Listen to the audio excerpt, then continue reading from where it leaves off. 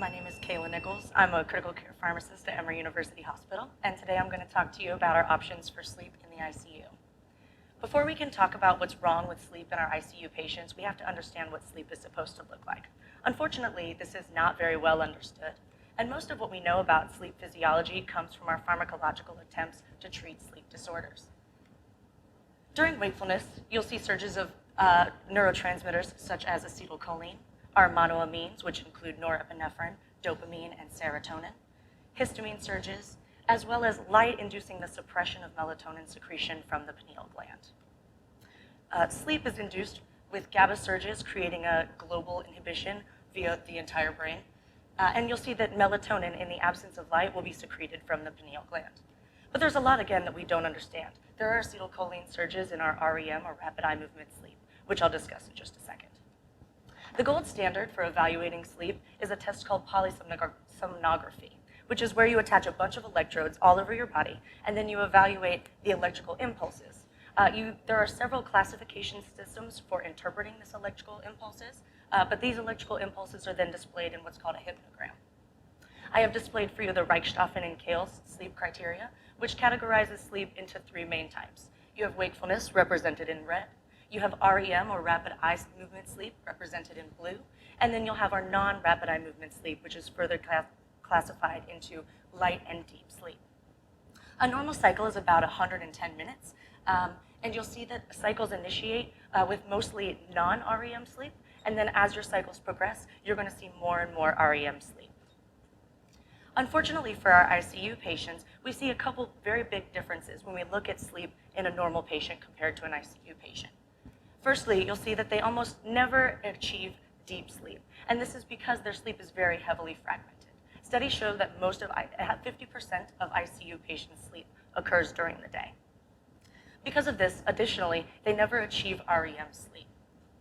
Max is not really worried about this because he also spends all of his time in an ICU. He also doesn't sleep, and so he's wondering why we care about this.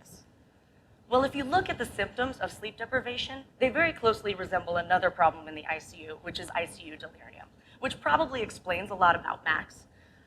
But you see this not only subjectively, but objectively as well. These are the combined MRIs of patients with chronic insomnia. You'll see in the green tracks where the white matter is supposed to be, and you'll see in the red areas where the white matter is missing in these patients.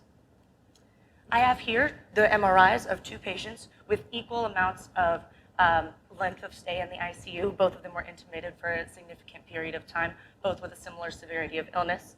You see patient A to the left, who did not experience delirium, and patient B to the right, who did experience delirium. And the authors noted a global atrophy, and that the length of delirium was an independent risk factor for the development of this atrophy. So if everybody knows sleep is so important, why aren't our patients sleeping? And I use this picture to highlight not only the daily activities that we perform to patients that prevent them from sleeping, but also the things that they could be missing that we are not paying attention to.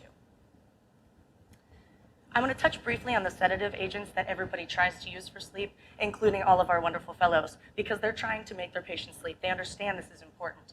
But what we found is that we don't do a very good job of this. The ideal agent for sleep would be one that improves REM sleep, improves our ability to achieve deep sleep, and improves our ability to have less fragmented sleep. Propofol was evaluated in 2012, and they found that REM sleep decreased with propofol. You'll see to the left, these patients were their own cohorts. So to the left is their sleep broken up without propofol. The red is representing our REM sleep. To the right, you'll see with propofol, REM sleep was almost completely obliterated. The same was true with midazolam. They evaluated intermittent midazolam boluses versus continuous midazolam infusion. You'll see with the intermittent boluses, patients were at least able to achieve REM sleep, and you'll see the lack of REM sleep in our continuous midazolam infusion, although you'll notice that these patients spent almost no time in what we would consider to be wakefulness.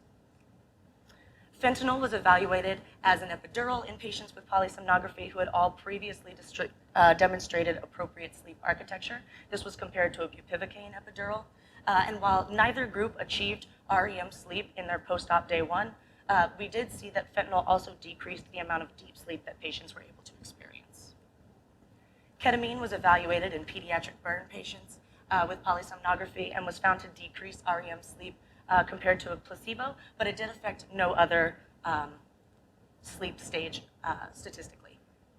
Finally, dexmedetomidine was also seen to have no difference in REM sleep or deep sleep, but it did show an increase changes in the 2 stages of light sleep. I have provided you with a summary of the information that I have just described. So now you're asking me, Kayla, what are we going to do? Well, sleep protocols and sleep bundles are being heavily researched now, and while there's not an optimal answer to this, it's not necessarily new to promote the sleep-wake cycle. Our pain, agitation, delirium guidelines previously highlighted the importance of the sleep-wake cycle in the setting of delirium, and now our pain, agitation, our PADIS guidelines updated have really emphasized the importance of sleep. I'm a pharmacist, so I'm going to talk to you a little bit about the meds. We want to critically evaluate the medication list. We want to assure that if there's anything that we can pull back or get rid of completely that might be adversely affecting sleep, that we do that. Additionally, we should be reviewing active medications and home medications to see if there's anything the patient could be withdrawing from. We also want to critically evaluate medication timing.